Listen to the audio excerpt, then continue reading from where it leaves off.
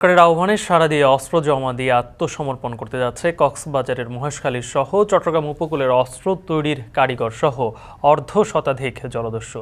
Chittagong RAB ৭-এর সদর দপ্তর থেকে আত্মসমর্পণের আনুষ্ঠানিকতা নিয়ে আরও জানাতে সরাসরি যুক্ত হচ্ছেন কাজী মাহফুজ। মাহফুজ, আত্মসমর্পণের আনুষ্ঠানিকতা কখন শুরু হচ্ছে আর আজ মোট কতজন আত্মসমর্পণ করবেন?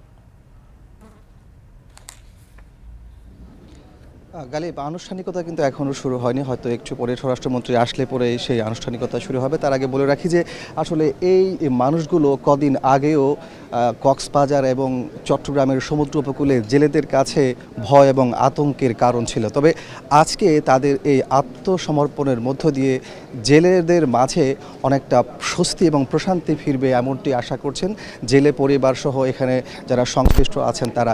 বলে রাখি যে চট্টগ্রামের যে সমুদ্র উপকূল, বিশেষ করে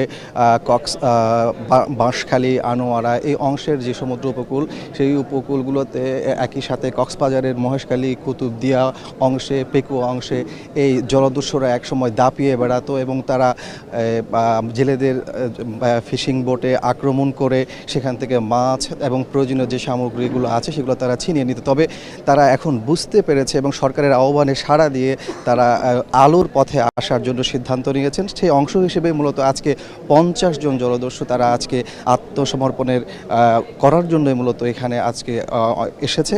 একটু পরে হয়তো সেই আনুষ্ঠানিকতা শুরু হবে। এখানে ৫০ জনের পাশাপাশি তাদের পরিবারের সদস্যরাও কিন্তু এসেছেন। তারা সদস্যরাও বলছেন যে এতদিন কিন্তু তারা তাদের কারো হাজব্যান্ড কিংবা কারো ভাই, কারো সন্তান এই যে দস্যুতার সাথেই জড়িত ছিল, সেখানে তারা পরিচয় দিতে পারতো না। আসলে বাবা কী করতো কিংবা তার ভাই কী করতো সেই পরিচয় তারা দিতে পারতো না। কিন্তু আজকে যে তারা আলোর পথে ফিরে আসছে, এর মধ্য দিয়ে তারা নিজেদের পরিচয় মানুষের সামনে দিতে পারবে, সেজন্য তারা বেশ খুশি। একই সাথে এখানে যে দস্যুরা আজকে আত্মসমর্পণ করছে তারাও বেশ উচ্ছ্বসিত। তারা নিজেরাও বলছেন যে আসলে তারা যে আগের পথে ছিল সেটি আসলে কখনোই ভালো পথ ছিল না এবং সেখানে সবসময় একটা ভয়, আতঙ্ক তাদের মধ্যেও কাজ করত এবং তারা সমাজে নিজেদের পরিচয়ও দিতে পারতো না। আপনার মধ্যে বলে রাখি যে এর আগেও কিন্তু বাঁশখালীতে জলদস্যুরা আত্মসমর্পণ করেছিল।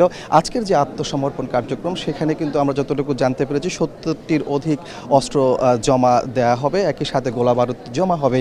তো সব কিছু মিলিয়ে আসলে আমার কাছে এই ছিল জলদস্যুদের আত্মসমর্পণের সর্বশেষ খবর। একটু পরেই স্বরাষ্ট্রমন্ত্রী আসলে পরে সেই আনুষ্ঠানিকতা শুরু হবে। গালিব। যুক্ত ছিলেন সহকর্মী কাজী মাহফুজ।